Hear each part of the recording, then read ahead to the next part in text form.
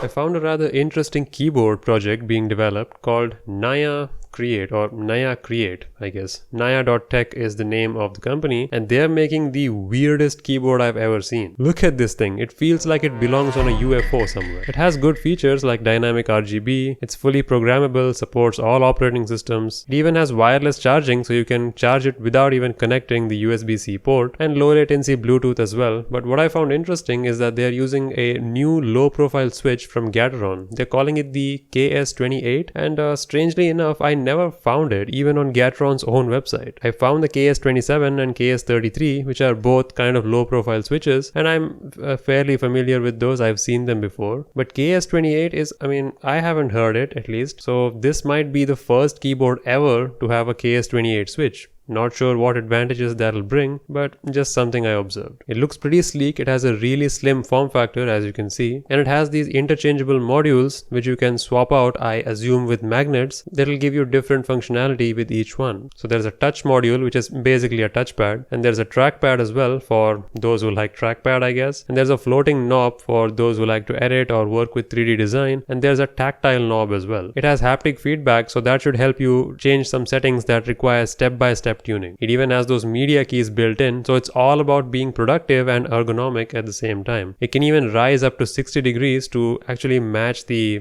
shape of your palm. And thanks to its split design, you can keep your shoulders wide open. So that might reduce some strain when you're working for long hours. It's pretty slim, as you can see they're comparing it to a coin, and man, it looks super futuristic. I wonder how it works. They had some showcases at CES 2023, but they are gonna launch a crowdfunding campaign this month in May 2023. Of course, we just know the details that are there on their page, on their website. We don't know a lot of details outside of it, but when their crowdfunding campaign comes out, we should get more details and more media coverage on it. But either way, that's the Naya Create, or the Naya Create, a brand new ergonomic and ultra productive keyboard. What do you think? Do you think it's gimmicky or super useful? And how much do you think this will cost? Let me know in the comments.